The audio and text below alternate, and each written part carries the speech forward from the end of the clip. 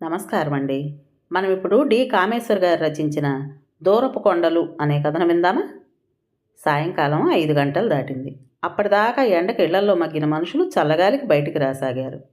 జానకి అప్పుడే వంట ముగించి స్నానం చేసి తెల్ల చీర కట్టుకుని మల్లె మొగ్గలు పట్టుకుని డాబా ఎక్కింది. పిట్టగోడ మీద కూర్చుని పూలు గుచ్చుకుంటూ రోడ్డు మీద వచ్చేపోయే జనాన్ని చూస్తూ ఉండడం జానకి కాలక్షేపం.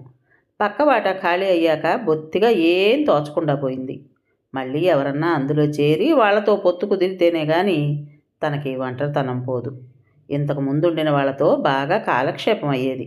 పిల్ల జల్ల ఇంటావిడ బాగా కలివిడిగా ఉండేవారు. మళ్ళీ వచ్చేవాళ్ళు అంత మంచిగా ఉంటారన్న నమ్మకమేముంది? పోనీ ఈ ఎండలు తగ్గే వరకు ఎవరూ రాకుండా ఉంటేనే కొంత నయం. రాత్రులు ఇరుగు గదుల్లో ఉక్కలో దోమల సంగీతంతో నిద్రపట్టక బాధపడటం అన్నా తప్పిపోతుంది. హాయిగా చల్లగాలిలో పడుకోవచ్చు. అది 2 వాటాల పెద్ద ఇల్లు. ఒకటి 3 గదుల వాట, 30 రూపాయల అద్దె. అందులో జానకి వాళ్ళు ఉంటున్నారు. పక్క భాగం చాలా పెద్దది, 6-7 గదులు. ఎదురుగా గేటు, అద్దె 100 రూపాయలు. డాబా మెట్లు ఆ భాగం వైపు నుంచి ఉండటం, ఎక్కువ అద్దిచ్చే భాగం గనుక డాబా వాళ్ళ కిందే జమ. పరధ్యానంగా చూస్తున్న జానకి ఆలోచనలు చూపులు రోడ్డు మీద ఇంటికి కొద్ది దూరంలో ఆగిన కారులోంచి దిగిన ఒక అతని మీదకి మళ్ళగానే ఎవరో కుదిపినట్టయింది. ఎక్కడో చూసినట్టుంది. ఎక్కడో ఎప్పుడో పాతబడ్డ జ్ఞాపకాల పుటలను ఎంత తిరగేసినా అంతు చిక్కలేదు. అతను ఎటో వెళ్ళిపోయాడు. దండగుచ్చిన మల్లెలు తలలో పెట్టుకుని ఆ రోజే వచ్చిన పత్రిక పట్టుకుని చాప మీదకి ఒరిగింది జానకి. కింద ఆడుకుంటున్న మధు పాప పరిగెత్తుకుంటూ వచ్చి, అమ్మా, మన ఇంటికి ఎవరో వచ్చారే, రా, పరిగెత్తుకుంటూ వచ్చి ఏకకంఠంతో అన్నారు. ఎవరు? మగవాళ్ళా ఆడవాళ్ళా? నాన్న లేరని చెప్పలేదు? లేవకుండానే జవాబిచ్చింది జానకి. చెప్పాను, మీ అమ్మగారిని పిలవమన్నారు, రామ్మా, తల్లి కొంగు పట్టుకుని లాగుతూ అన్నాడు మధు.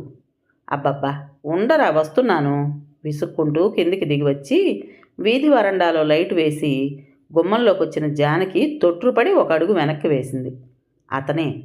ఎందుకో ఆలోచిస్తూ ఏమనాలో తోచక అలాగే చూస్తూ తలుపు చాటుగా నిలబడింది జానకి. అతను కూడా జానకిని చూసి కొంచెం కలవరపడ్డాడు. మొహంలో రంగులు మారాయి. ఏదో జ్ఞప్తికి తెచ్చుకుంటున్నట్లు అలా 2 నిమిషాలు చూస్తూ ఊరుకుండిపోయాడు. అంతలోనే సర్దుకుని గొంతు సవరించుకుని, ఈ ఇల్లు అద్దెకిస్తారని తెలిసింది. తాళం మీ దగ్గర ఉందని ఇంటివారు చెప్పారు. ఒక్కసారి ఇస్తే ఇల్లు చూస్తాం అన్నాడు. జానకి తెప్పరిల్లింది.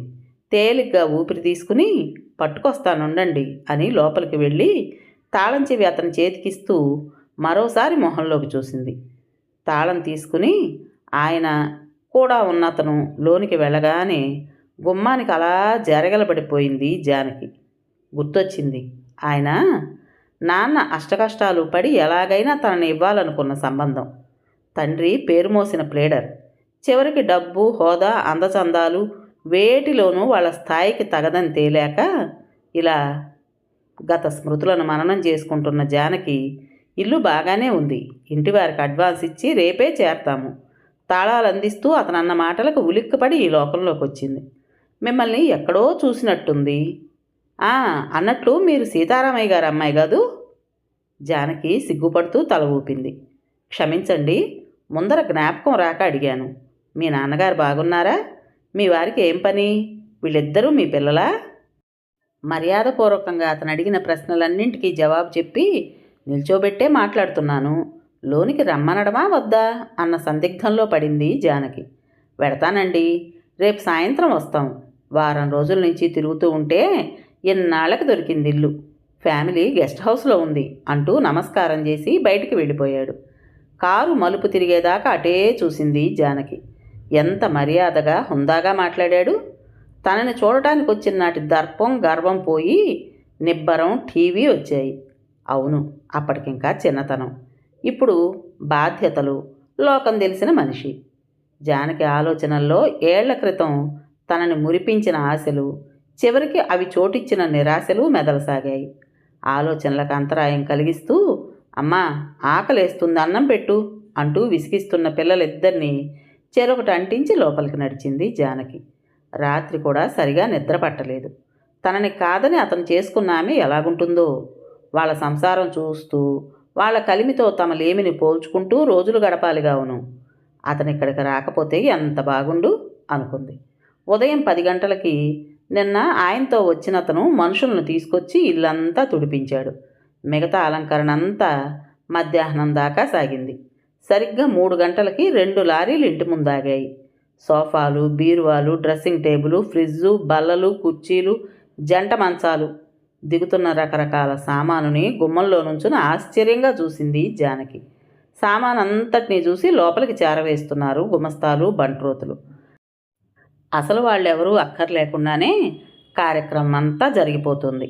సాయంత్రం చల్లబడ్డాక సామానంతా సర్దడం అయ్యాక ఇంటి ముందు కారాగిన చప్పుడుకి దొడ్లో పచ్చడి రుబ్బుతున్న జానకి అదలా వదిలేసి పరిగెత్తుకొచ్చి కిటికీ వారగా నిలబడి దడదడలాడే హృదయంతో ఊపిరి బిగబట్టి చూడసాగింది. ముందు ఆయన దిగి 6-7 సంవత్సరాల అబ్బాయిని, 4-5 సంవత్సరాల అమ్మాయిని దింపాడు. తర్వాత ఆమె. గుండెలు బిగబట్టి చూస్తున్న జానకి కళ్ళు వెడల్పయ్యాయి. మంచి గులాబీ రంగు ఛాయ, బాగా పొడుగు, నడినెత్తిన ఫ్యాషన్గా చుట్టిన సిగ, స్లీవ్లెస్ బ్లౌజు, బంగారపు వాచ్ ఎడం చేతికి, కుడి చేతికి 4 బంగారపు గాజులు, హై హీల్డ్ షూసు, నాజుకైన హ్యాండ్ బ్యాగు. చకచకా నడుస్తూ లోనికి వెళ్ళిందామె. కాసేపటికి ఇల్లంతా చూస్తోంది కాబోలు, ఈ సామాన్ ఇక్కడెందుకు పెట్టారు? ఆ బీరువా ఏది? ఇది తీసుకెళ్ళి ఆ గదిలో పెట్టండి అంటూ నౌకర్లని గదమాయిస్తున్న మాటలు వినపడ్డాయి జానకి. జానకి గుండెలో పెద్ద మంచు ముద్ద చేరి వాళ్ళంతటినీ కుంచిస్తున్నట్టు చేసింది. జానకి, శంకరం లోపలికొచ్చి ఎప్పుడు బట్టలు మార్చుకున్నాడో జానకి తెలియదు. భర్త వంక నిశ్చలమైన కళ్ళతో చూసింది. సైన్ బనీను, ఖద్దర్ లుంగి, హవాయి చెప్పులు, భుజాన వారం రోజుల నుంచి విడవకుండా వాడుతున్న తువ్వాలనుకోబడే గజంగుడ్డ, నీరసంగా చెమటలు కక్కే జిడ్డు మొహం తన భర్త. అది ఏడాది క్రితం కొన్న 3 చీరలు రొటేషన్ మీద చాకలాడికి ఇంటికి మధ్య తిరగ్గా వెలిసిపోయిన నేత చీర, వీపు మీద సగానికొచ్చే గరిటకాడ లాంటి జడ, 4.5 అడుగుల పొడుగు చామంచాయ, 5th ఫారంతో మానేసిన చదువు. అది తను. ముందు గదిలో నేల మీద అడుగెత్తు ముక్కాలిపీట, 2 మడత కుర్చీలు. రాత్రికి అదే పడగ్గదిగా అవతారం ఎత్తుతుంది. ఒక పట్టె మంచం, 3 చిరిగిపోయిన తుంగచాపలు. తర్వాత గదిలో పెట్టెలు, బట్టలు, పక్క చుట్టలు, పప్పులు, ఉప్పులు, నానా చెత్త. 3వ గదిలో వంట, భోజనం. 4 ఒక్కసారి కూర్చోవడం కుదరదు. తిండి తిని లేచేటప్పుడు ఒళ్ళు దగ్గర పెట్టుకోకపోతే ఏ గిన్నో జాడియో, కనీసం అట్లకాడో నెత్తి మీద తదిహీణతో అంటుంది. అది తన ఇల్లు. జానకి, నీళ్లు తోడావా? దగ్గరగా వచ్చి అన్నాడు శంకరం. తోడలేదు. ప్రతిదానికి నన్నే వేధించకపోతే కాస్త వెళ్ళి తోడుకోకూడదేమిటి? చిరాగ్గా అంది జానకి. భార్య ఎందుకిలా కస్సుమంటుందో తెలియక తెల్లబోయాడు. మనసు సరిగా లేదేమో అని సరిపెట్టుకుని మాట్లాడకుండా లోపలికి వెళ్ళాడు శంకరం. రాత్రి భోజనం చేస్తూ యథాలాపంగా, శంకరం, పక్కవాటాలోకి ఎవరో వచ్చినట్టుందే, ఎవరేమిటి అడిగాడు. ఏమో, వెళ్ళి అడిగిరండి, నాకేం తెలుసు, ముఖం ముడుచుకుంటూ అంది. భార్య అర్ధరహిత కోపానికి కారణం తెలియక శంకరం మనసు చిన్నపుచ్చుకున్నాడు.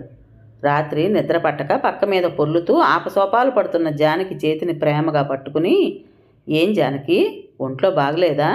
ఇవాళంతా అదోలా ఉన్నావు? చేతిని విసురుగా తోసేసి, వంట్లో ఏం రోగం? చి, వెధవ ఒక్క, దోమలు చావాలి నిద్ర పట్టక, ఒక్క ఫ్యాన్ కూడా కొనుక్కునే అదృష్టం లేదు, వెధవ దరిద్రం విసుక్కుంది జానకి. అతి సౌమ్యుడైన శంకరానికి కూడా కోపం తెప్పించాయి ఆ మాటలు. ఏ, ఇన్నాళ్ల నుంచి లేని దరిద్రం ఇవాళ కొత్తగా ఏమొచ్చింది? ఏమైంది నీకు ఇవాళ? పొద్దుటి నుంచి చూస్తున్నాను నీ వరస, తీక్షణంగానే అడిగాడు. కోపంగా మూలిగి ఇంక రెట్టించకుండా బలవంతంగా కళ్ళు మూసుకుని అటు తిరిగి పడుకుంది జానకి. తెల్లారింది. జానకి మామూలుగా పొద్దున్నే లేచి ఇల్లు వాకిలి తుడిచి పొయ్యి కుంపటికి అంటించింది. కాఫీలు అయ్యాక స్నానం చేసి ఆదరాబాదరా వంట ముగించి శంకరానికి పిల్లలకి పెట్టి తను తిన్నది. శంకరం ఆఫీస్కి ముసలి సైకిల్ ఎక్కి వెళ్ళిపోయాడు. ఆపు చేయాలంటే ఏ చెట్టుకో గోడకో గురి చేస్తేనే కానీ ఆగని సైకిలు. పిల్లలిద్దరూ వీధి చివర తాటాకుల బడిలో చదువుకోవడానికి పరిగెత్తారు. ఇదంతా 8 ఏళ్ల నుంచి జానకి చూస్తున్న కార్యక్రమం. ఇది ఇలా రోజు జరగాల్సిందే. ఇందులో మార్పేం ఉండదు. మార్పు అంటూ ఉంటే ఏ 3 నెలలకో 6 నెలలకో పండగ పేరు చెప్పి సినిమాకి వెళ్ళినప్పుడు, అదైనా వారం రోజుల ముందుగా దాన్ని గురించి చర్చించి నిర్ణయించి ఆశగా ఎదురుచూసి చివరికి నడుం విరిగేలా ఆ బల్ల మీద నిఠారుగా 3 గంటలు కూలబడి ఆనందించి బయటకొచ్చాక మరో సినిమా చూసేదాకా ఆ ముచ్చట్లే చెప్పుకుంటూ ఆ పాటలే పాడుకుంటూ మురిసిపోవడం. జానకి ఆలోచించిన కొద్దీ విరక్తి వైరాగ్యం వచ్చిందంటే ఆశ్చర్యం అక్కర్లేదు. కిటికీ బయట ఆ పిల్లలిద్దరూ వరండాలో అటూ ఇటూ పరిగెడుతున్నారు. వాళ్ళ నోటి వెంట ముద్దు ముద్దుగా ఇంగ్లీష్ మాటలు చిలక పలుకుల్లా వస్తున్నాయి. ఆడపిల్ల మగపిల్లవాళ్లాగే కత్తిరించిన జుట్టు, ఊలు జెర్సీ, సాక్సు, బూట్సు. తెల్లగా బొద్దుగా ఆరోగ్యంగా ఉన్నారిద్దరు. తలుపులేసి నిలబడి వాళ్ళిద్దరినీ సైగ చేసి పిలిచింది జానకి. ఏదో తెలియని బాధ, ఆవేదనతో పాటు ఆ పిల్లలంటే ఎందుకో తనకే అర్థం కాని మమకారం, వాత్సల్యం కలిగాయి. తన పిల్లల గురించి కన్న కలలు వాళ్లల్లో నిజమవటం చేతనేమో. నీ పేరేమిటి బాబూ? నవ్వుతూ అడిగింది. నా పేరు హేమంతు, చెల్లి పేరు కల్పన. ఏం చదువుతున్నారు? ఇంకా ఇక్కడ చదవడం లేదు. తాతగారి దగ్గర ఉన్నప్పుడు కాన్వెంటు, 2nd స్టాండర్డ్, చెల్లి కిండర్ గార్డెను. కొత్త అనేది లేకుండా ధాటిగా జవాబిచ్చాడు. ప్రేమగా వాళ్ళ బుగ్గలు నిమిరింది జానకి. వాళ్ళిద్దరినీ దగ్గరకు తీసుకుని గుండెకి హత్తుకుంది. చెంపలన 2 ధారలు జారాయి. తెల్లబోయి చూస్తున్న ఇద్దరితో ఇక్కడే ఉండండి అంటూ హడావిడిగా లోపలికి వెళ్ళి మధు పాపల కోసం ఏనాడో కొన్న చాక్లెట్లు 2 తీసుకొచ్చి ఇచ్చింది. ఈ లోపల శైలజ ఎందుకో బయటకొచ్చి జానకి వంక అదోలా చూసి మొహం చిట్లించి లోపలికి వెళ్తూ, బబ్లు కమిన్, ఏం చేస్తున్నారక్కడ? కేకలు వేసి పిలిచింది. పిల్లలిద్దరూ భయంగా పరిగెత్తారు. ఎక్కడ పడితే అక్కడ ఎవరేదిస్తే అది పుచ్చుకోవచ్చా? Bad manners. లోపల నుంచి మాటలు వినబడ్డాయి. జానకి మనస్సు చివుక్కుమంది. రోజులు గడిచిన కొద్దీ జానకి వాళ్ళ గురించిన వివరాలు ఒక్కొక్కటే తెలిసాయి. ఆయన ఎగ్జిక్యూటివ్ ఇంజనీరు. రాత్రుళ్ళు పగళ్ళు ఎందరెందరో పెద్ద మనుషులు వస్తూ పోతుంటారు. ఆయన ఆఫీస్కి వెళ్ళడానికి ఒక టైం అంటూ ఉండదు. కావాలనుకున్నప్పుడు వెళ్ళడం, లేదంటే ఫైళ్ళ కట్టలు ఇంటికే పంపుతారు గుమస్తాలు. ఆమె కలెక్టర్ గారి ఏకైక పుత్రికట. ముద్దుల కూతురు. బిఏ చదివింది. చిన్నప్పటి నుంచి ఎవరి మీదో ఒకరి మీద అధికారం చెలాయించడానికే అలవాటు పడిందేమో. ఇంట్లో ఎప్పుడూ అరుస్తూనే ఉంటుంది. నౌకర్లందరికీ ఆమెంటే హడల్. వంటకి మనిషి, పిల్లల్ని చూడటానికి ఆయా, మిగతా పనులకి నౌకరు. ఇంకా ఆమెకి ఏం పని? మల్లెపూల మడత నలగన బట్టలతో ఏ సోఫాలోనో పడుకుని విలాసంగా పుస్తకం చదవటమో, ఎవరైనా వస్తే కబుర్లు చెప్పడమో అంతే. మొదట్లో ఒక్కసారి ఆమెతో మాట్లాడి పరిచయం చేసుకోవాలనుకుంది జానకి. కానీ తన దగ్గర ఎప్పుడో పెళ్లినాటి పాత పట్టుచీర తప్పించి కాస్త శుభ్రమైందంటూ లేదు. తీరా తను అదే కట్టుకు వెళ్ళినా ఆమె సరిగా మాట్లాడుతుందనే ఉంది. ఎప్పుడు గుమ్మంలో కనబడినా మొహం అదోలా పెట్టి లోనికి వెళ్ళిపోతుంది. ఆమె తన గురించి, భర్త గురించి, ఇంటి గురించి ప్రశ్నలు అడిగి చివరికి అంత చిన్నింట్లో ఎలా ఉంటున్నారనో, మీ ఇంట్లో ఫ్యాన్ లేదా, ఉక్కబెట్టదు అనో, రేడియో లేకపోతే ఎలా తోస్తుందనో అంటే తనకి తల కొట్టేసినట్లుంటుంది. పైగా తాను వాళ్ళింటికి వెళితే ఆవిడని తన ఇంటికి పిలవాలి. ఆమె వస్తే ఎక్కడ కూర్చోబెడుతుంది? ఆ కుర్చీలో ఆమె కూర్చుంటే అది పరువు దక్కిస్తుందన్న నమ్మకం లేదు. ఎందుకు వచ్చింది? హద్దెరిగి మెలగడం మంచిది అని సర్ది చెప్పుకుంది జానకి. వచ్చిన కొద్ది రోజుల్లోనే శైలజకి ఆ ఊర్లో ఎందరో ఉన్నత కుటుంబాల ఆడవాళ్లతో, పెద్ద పెద్ద ఉద్యోగస్తుల భార్యలతో పరిచయం అయింది. ఇంచుమించు ఎవరో ఒకరు ప్రతి సాయంత్రం కార్లలో వస్తూ పోతూ ఉంటారు. ఈమె కూడా రోజు ఎక్కడికో వెళుతూనే ఉంటుంది. ఇంచుమించు భార్యాభర్త ఇద్దరూ బయటికి వెడతారు. ఎక్కడికి వెళ్ళినా పిల్లల్ని నౌకర్ల మీద వదిలి వెళ్ళిపోవడం జానకికి ఆశ్చర్యంగా ఉండేది. ఎంత హాయి! ఎందరికో అలాంటి అదృష్టం. ఆ ఊర్లో ఉన్న 2 ఆడవారి క్లబ్బుల్లో ఆవిడ మెంబరట. జానకి ఆ ఇంట్లోకి వెళ్ళకపోయినా, ఆమెతో మాట్లాడకపోయినా ఆయా ద్వారా, వంటవాడి ద్వారా, నౌకర్ల ద్వారా స్వయంగా విని ఎన్నో విషయాలు సేకరించింది. ఆమెకి కోపం ఎక్కువ. అస్తమానం ఎవరితోనో తగువ పెట్టుకుంటేనే కానీ తోచదు. సాధారణంగా ఆ ఎవరో ఆయనే అయ్యుంటారు. అయ్యగారు సాధ్యమైనంత వరకు సర్దుకుపోవాలని చూస్తారు. ఆయన దేవుడు అంటుంది ఆయా. జానకి విన్న కొద్దీ ఇంకా వినాలనే ఆరాటం హెచ్చయింది. చక్కగా తిరిగినంతసేపు ఇద్దరూ తిరిగి ఈ కజ్జాలు ఎందుకో అనుకునేది జానకి. ఒకరోజు జానకి గోడ అవతల నుంచి ఆయన గొంతు వినపడింది. నువ్విలా వందలు వేలు దానాలు చేస్తుంటే ఎక్కడి నుంచి వస్తుంది? నాకేం ఇండియా ప్రెసిడెంట్లా 10,000 జీతం లేదు, అందులోనూ నెలాఖరు. ఎందుకు అలా ఊరక చదువుతారు? బాగుంది, మా క్లబ్కి అందరూ చందాలు వేసుకుని మంచి మంచి ప్రోగ్రాంలు పెట్టించి ఘనంగా చేయాలనుకున్నాం. మన తాహత కొద్దీ నేను 100 రూపాయలు వేశాను. ఇందులో ఇండియా ప్రెసిడెంట్ని, ఇంగ్లాండ్ మహారాణిని తేవడం ఎందుకు? ఆమె గొంతు లేచింది.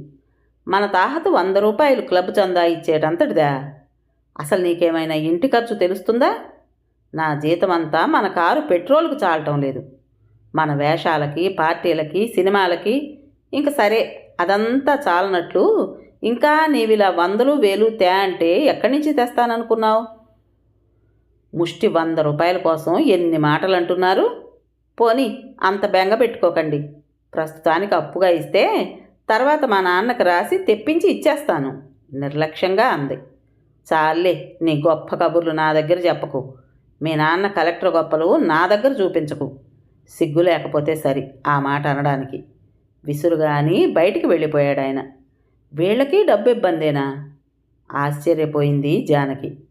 100 రూపాయల జీతగాడు శంకరం జన్మానికో శివరాత్రి అన్నట్లు ఎప్పుడో సినిమాకు వెళ్తానంటే బెంచి టికెట్ ₹1/2 లేదంటాడు. ఆ దరిద్రం తనకు అర్థమవుతుంది. కానీ 1000 రూపాయల జీతగాడు ప్రసాద్ కూడా పెళ్ళాం ముచ్చట తీర్చలేకపోతున్నాడు. ఎంత చెట్టుగా అంత గాలి, నిట్టూర్చింది జానకి. ఇంకోసారి ఇలాగే కిటికీ దగ్గర నిలబడి తలదువ్వుకుంటుంది సాయంత్రం జానకి.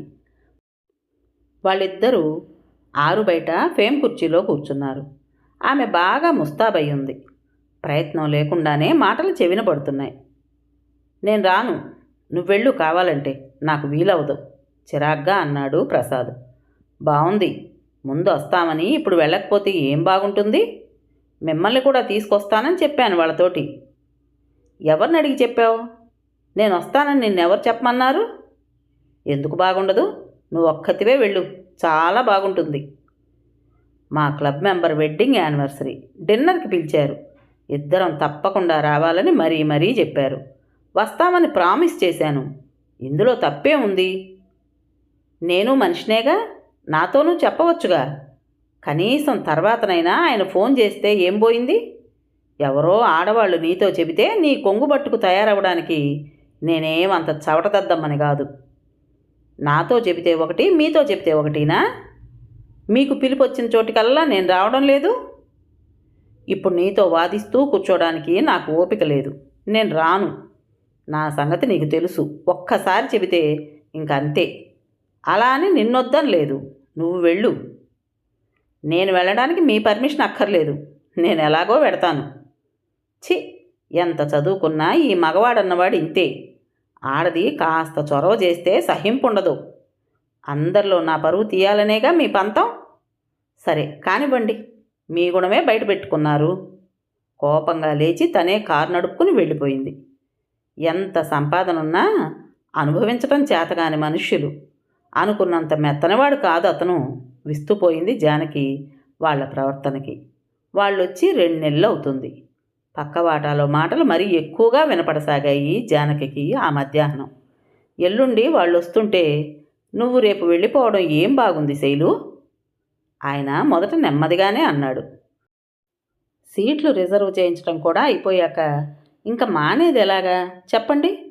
పోనీ క్యాన్సిల్ చేసుకుందామన్నా వాళ్ళందరినీ ఎంత నిరాశ పెట్టినట్లవుతుంది నా మూలంగా. మా క్లబ్ మెంబర్లందరూ నాతో కలిసి అంతా చూడాలని ప్రోగ్రాం వేశారు. మద్రాసులో మా అత్తకు ఉత్తరం రాసి వీళ్ళకి అన్ని ఏర్పాట్లు చేయించాను.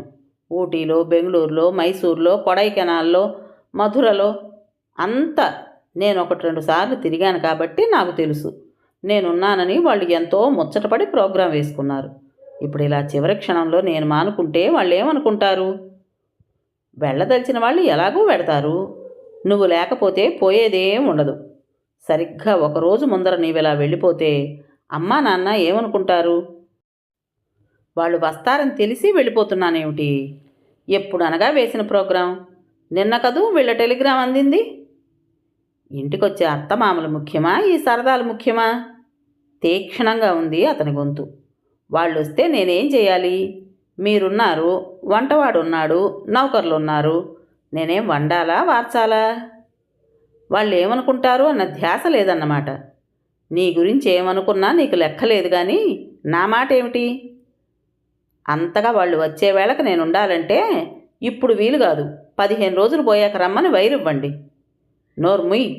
వాళ్ళు వస్తామని రాస్తే మా ఆవిడ దేశం మీద తిరగడానికి బయలుదేరింది. ఇప్పుడు రావద్దు, తర్వాత రమ్మని రాయనా? నీకు లేకపోయినా ఆ మాత్రం జ్ఞానం నాకుంది. ఊరికే మాటలు జారకండి. ఏదంటే అది పడేదాన్ని కాదు. ఆమె కూడా గొంతు హెచ్చించింది. గొంతు ఒకటి ఉంది నీకు. ఆ పక్కవాటాలో చూడు. 2 నెలల నుంచి చూస్తున్నాను. ఏనాడైనా ఆ ఇల్లాల మాట ఏమన్నా వినపడిందా? సంసారుల లక్షణం అది. చూసి బుద్ధి తెచ్చుకో.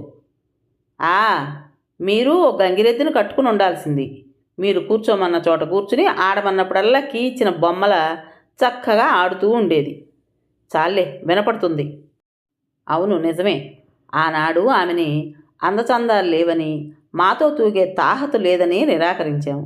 ఇప్పుడు తెలుస్తుంది ఎంత పొరపాటు చేశానో. బుద్ధి గడ్డి తిని చేసుకోలేదు. అలా ఏ లేనింటి పిల్లనో చేసుకుంటే అణిగిమణిగి ఉండి నాతో సహకరిస్తూ ఉండేది. అంత కోపంలోనూ ఆశ్చర్యంగా ఆవిడ, ఓహో అదన్నమాట సంగతి. అందుక అస్తమాను ఆవిడ తలుపు చాటు నక్కి చూస్తుంటుంది. పిల్లల్ని చేరదీస్తూ ఉంటుంది. ఎందుకో అనుకున్నాను. పాపం ఆవిడనే చేసుకుని ఉండాల్సింది. వెక్కిరింపుగా అంది. చుప్, నోటికొచ్చినట్లు మాట్లాడకు. విన్నారంటే బాధపడతారు. నీకింత తలబిరిసని తెలియక నీ వేషభాషలకి పై మెరుగులకి మోసపోయి గోతిలో దిగాను. నాకు ఈ యోగం ఉంటే ఆమెనెందుకు చేసుకుంటాను? నిన్ను చేసుకుని ఏ ఒక్కనాడు సుఖపడ్డాను? భార్యకు ఉండవలసిన లక్షణాలు నీలో ఏ ఒక్కటైనా ఉన్నాయా? అడుగడుగున నీ పుట్టింటి గొప్పతనాలు ప్రదర్శిస్తూ యువతల వాళ్ళు అంతా తక్కువ వాళ్ళు అన్నట్లు అధికారం చెలాయించటమేగా నీకు చేతనైంది. ఏనాడైనా నువ్వు పిల్లలకి నాకు దగ్గర కూర్చుని అన్నం పెట్టావా ప్రేమగా? తిన్నామో మానామో ఏ రోజైనా మా అతిగతి కనుక్కున్నావా? నువ్వున్నా మేము నౌకర్ల దయాదాక్షిణ్యాల మీద ఆధారపడవలసిందేగా. మన కుటుంబ గౌరవం కోసం, నా మాట నిలబెట్టుకోవడం కోసం అస్తమాను నిన్ను కాదని నీతో తగువ పెట్టుకోవడం ఇష్టం లేక నువ్వు చెప్పినట్టల్లా చేసి నువ్వు రమ్మన్న చోటుకల్లా వచ్చి మనమేదో ఆదర్శ దంపతులు అనే భ్రమ కలిగిస్తున్నాను. ఆడిన కొద్దీ ఆడిస్తున్నావు. రోజు రోజుకి నీ ఆగడం మరీ ఎక్కువైపోతుంది. మీరు నోటికి వచ్చినట్టల్లా మాట్లాడితే నేను ఊరుకోను. మీకు అంత బాధగా ఉంటే ఈ క్షణం ఎక్కడికైనా పోయి నిక్షేపంలో నా బ్రతుకు నేను బ్రతకగలను. అప్పుడు మీ ఇష్టం వచ్చిన దాన్ని కట్టుకుని కులకండి. ఆవేశంతో ఆమె గొంతు వణికింది. ఇదొక బెదిరింపు నాకు. ఛీ, నీతో మాటలేమిటి? అతను లేచి బయటికి వెళ్ళిపోయాడు విసురుగా. ఆ సాయంకాలం శంకరం మామూలుగా 6ంటికి ఎర్రని తెల్లని కాగితం ముక్కలంటించిన ఫైళ్ళు 4-5 చంకన పెట్టుకుని ఈ జన్మకింతే అన్నట్టు ఉస్సురంటూ ఇంట్లో అడుగుపెట్టాడు.